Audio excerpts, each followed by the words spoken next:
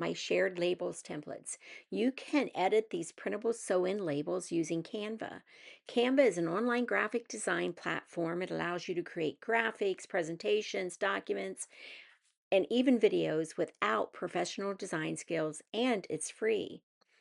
So use the provided link to access the shared template and then go through the steps to sign up or log in to your Canva account. So just copy and paste the link into your browser, scroll down, and click on View Template. Then you will be prompted to sign up or log in. Again, just follow the prompts on your screen. So I'm going to copy and paste that URL.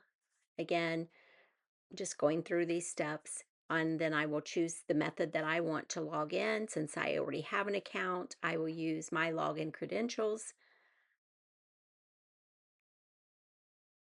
And then I'm going to say open in editor. Once I do that, those files will open up in my Canva and I can save them to my account, edit them how I want, um, and use them as if they were my own because they are my own. So let's take a look at how to edit these templates, how to edit the labels. Now I have the paid or the pro version of Canva, so I have access to any of the graphics or images available. If you're using the free version, you want to look for images that do not have the little crown symbol in the bottom right corner. Like this turtle is a free image. So I just click on it. I'm dragging it around on my desktop using one of the handles, one of the little white rectangle boxes to resize it, position it where I want. I can even click on flip and tell it to flip horizontally to change the orientation.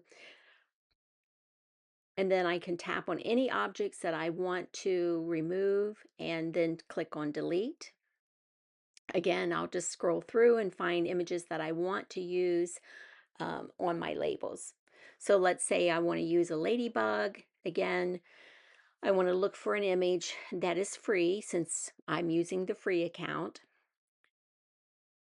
or you may be using the free account. Make sure to look for the images that are free. And again, they will, when you click on it, it will load into your design space, and then you can drag it around, resize it to position it exactly where you want it.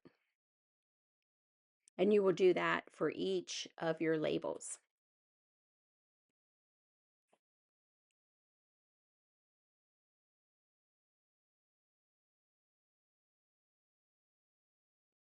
As you will notice, I have labels of different sizes in these template files.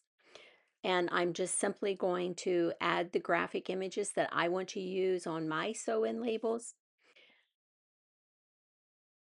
And then just simply do as I've done before by dragging it exactly where I want it, using one of the handles to resize it, and then continue to fill in all the labels. I can copy and paste, I can duplicate, I can rotate the images 90 to 180 degrees. You can rotate it 360 degrees, but you see what I mean. So I'll just continue to search for, find the graphics I want to use, and resize them and place them exactly where I want on each one of my labels.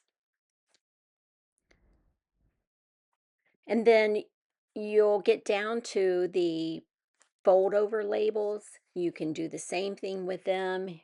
Add any graphics that you want. You can click on the text and change the text if you want to change anything, reposition it. If you want the text to be rotated 180 degrees, you can do that. And just continue to edit the files as you like. And you can edit the quilt labels the same way I did the other size labels. You can change the text, you can add graphics, even the arch text you can edit. You just double click on it and type what you want it to say instead. I'll add some flowers to my label.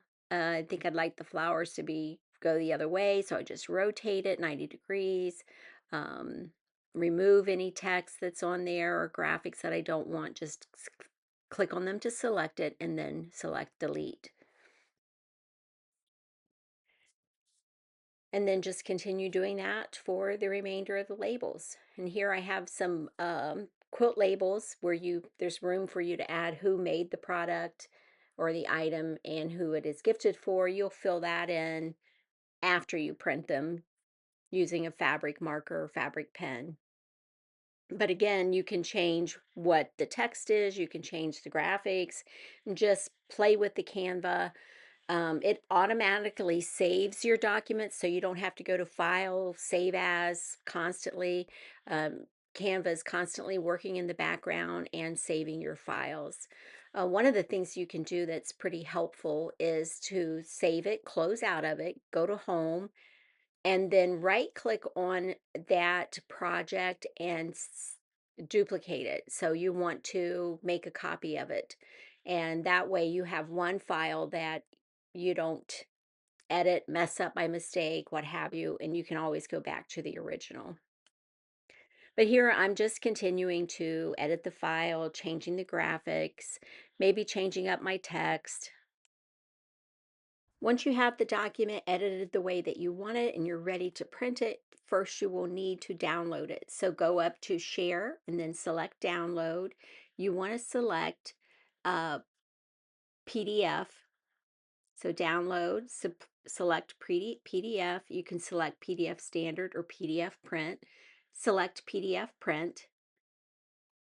And then you want to flatten your PDF. That way everything stays exactly where you've placed it. And then then you click on download and it will save it to your computer. Once you've downloaded the document, you can open it up. Just double click on it. It will automatically open in your browser.